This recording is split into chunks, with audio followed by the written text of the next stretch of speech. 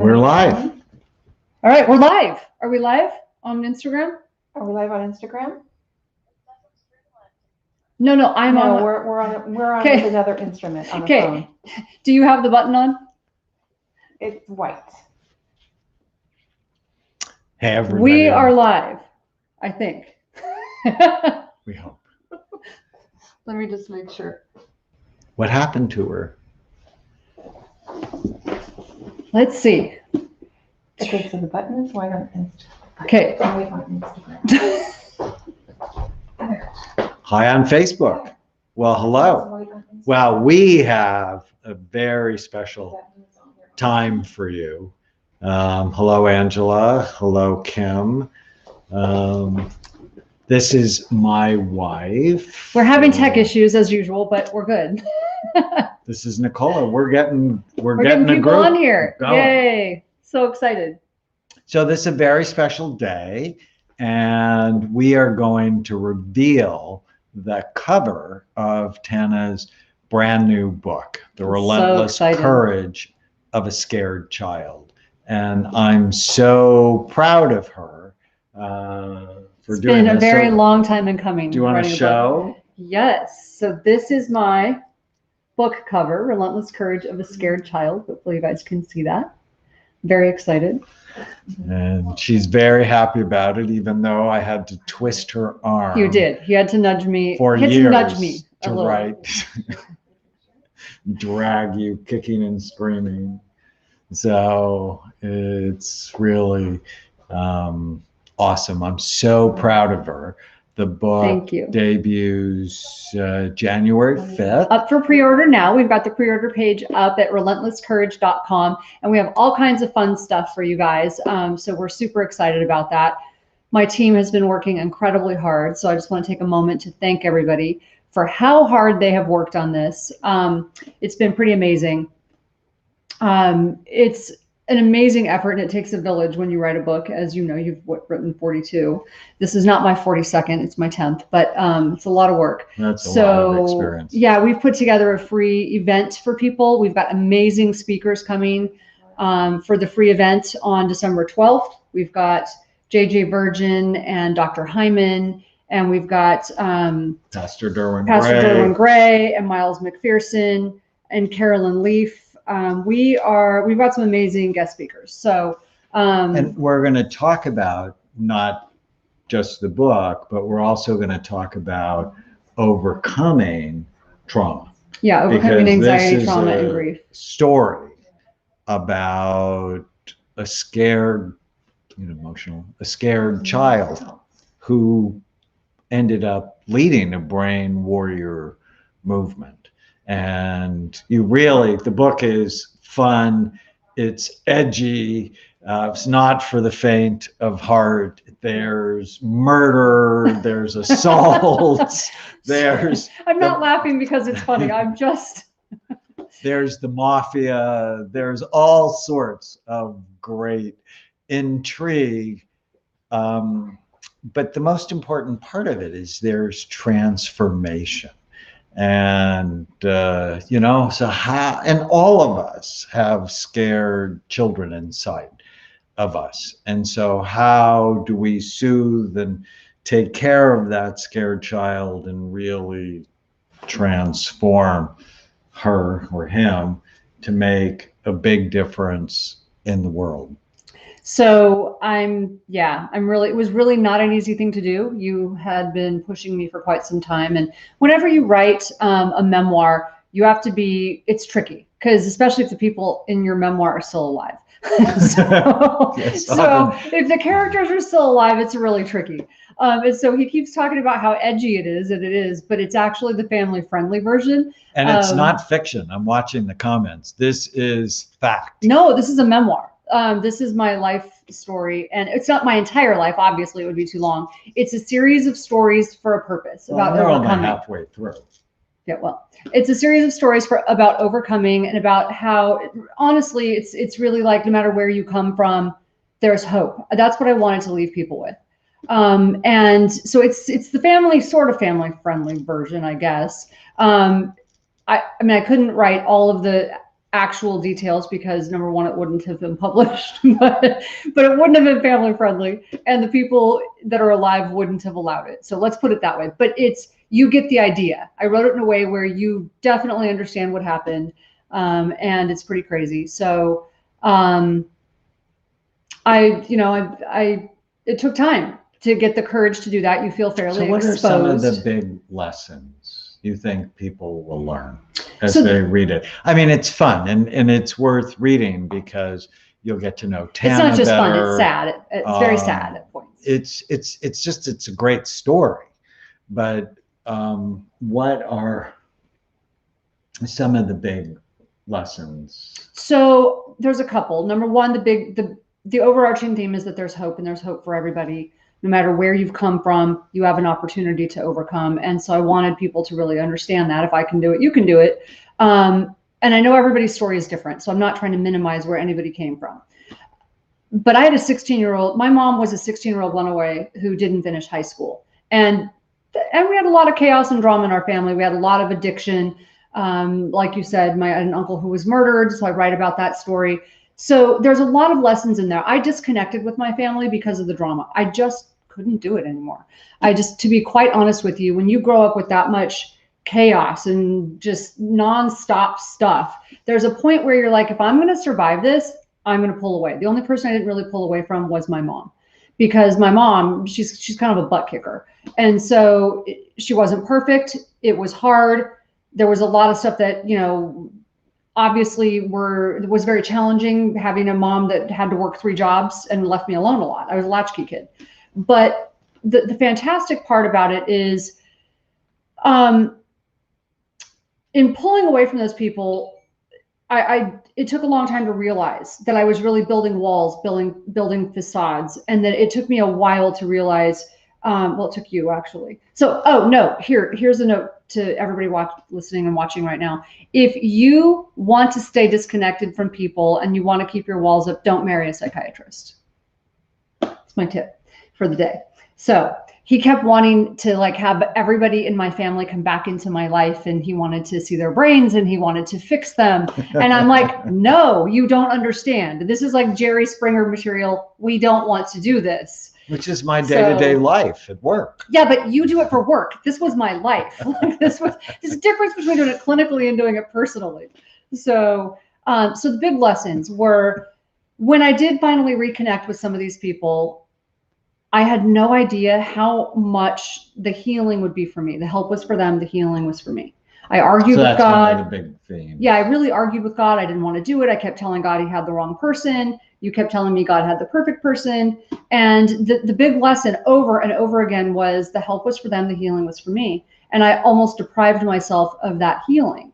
And so that was really important. And then another big lesson is that behavior is complicated. Easy to call people bad, much harder to ask why.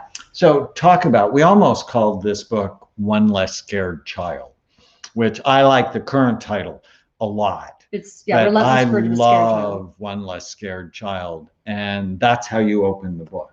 So I opened the book. The way that this all started was with an epiphany. So it started because, Jared said, hold on. He said, you're going to love my family. Yeah. So if you're like me, I think of myself as garden variety dysfunctional. My family was just sort of garden variety dysfunctional.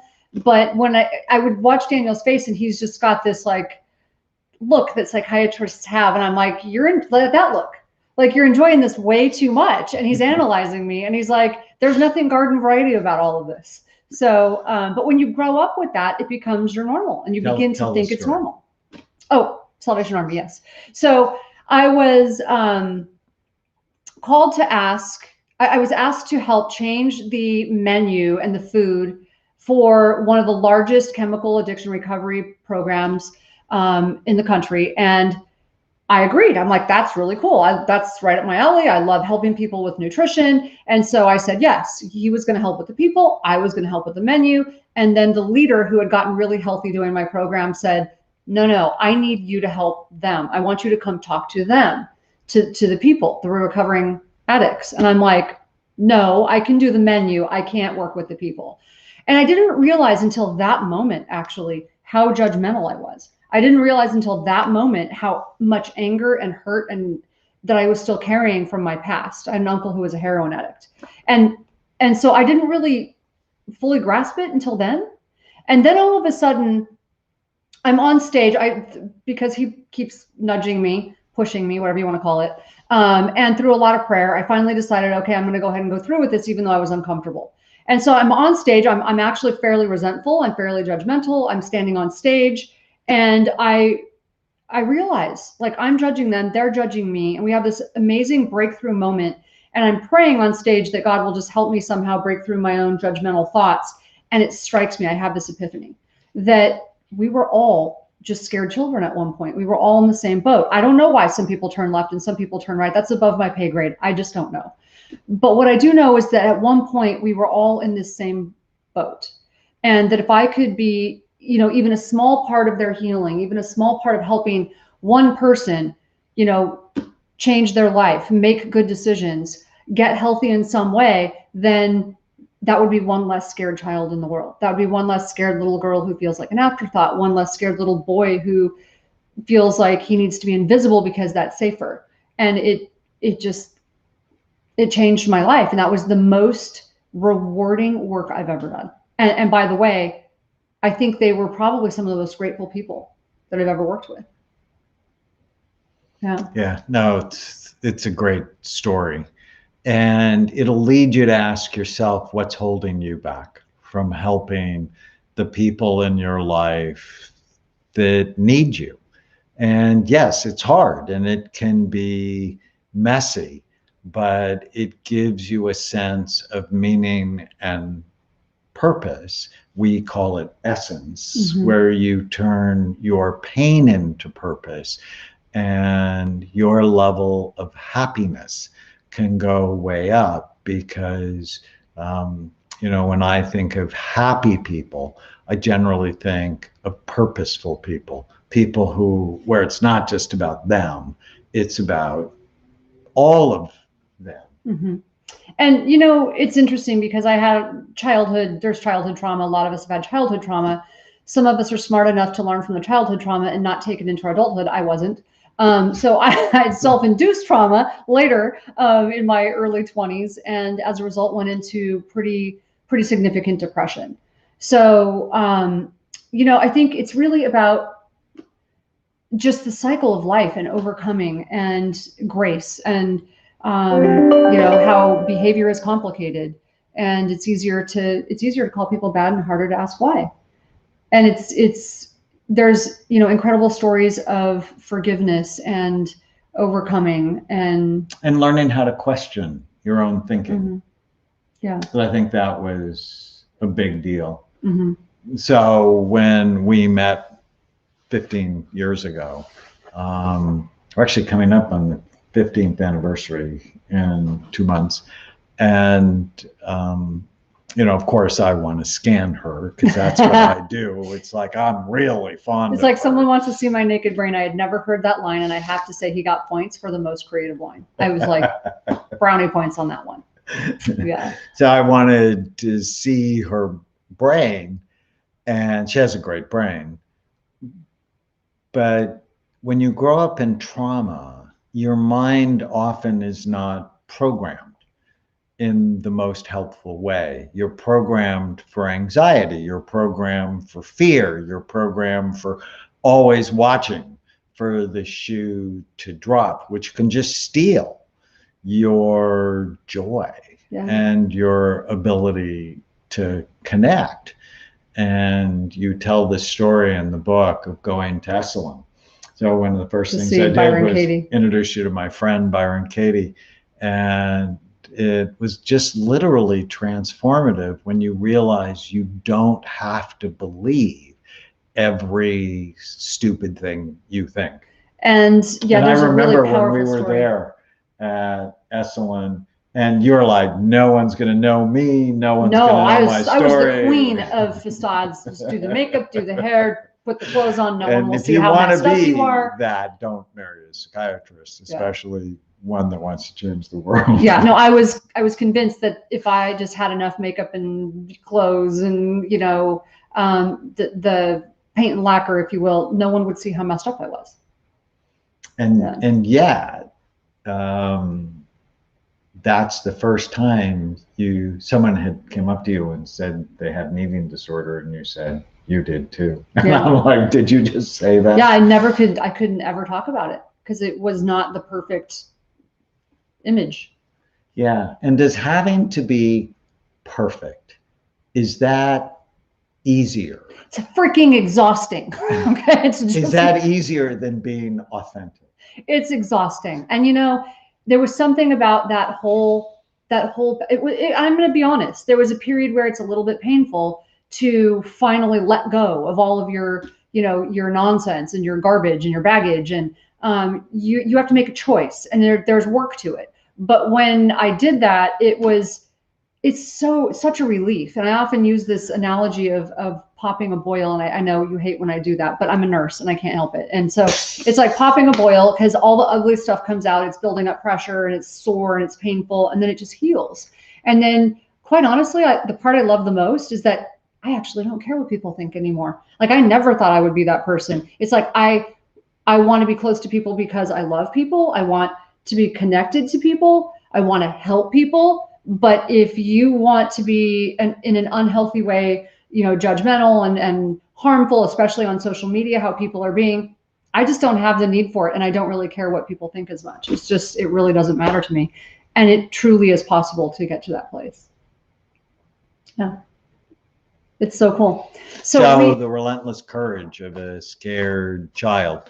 Now, in the description, we put cover reveal, and we showed the cover. Let's show it again. I'm so happy with this book. It's so you beautiful. can go to relentlesscourage.com, and I would be ever so grateful if you pre-order it. And if you do pre-order it, we have all kinds of gifts for you.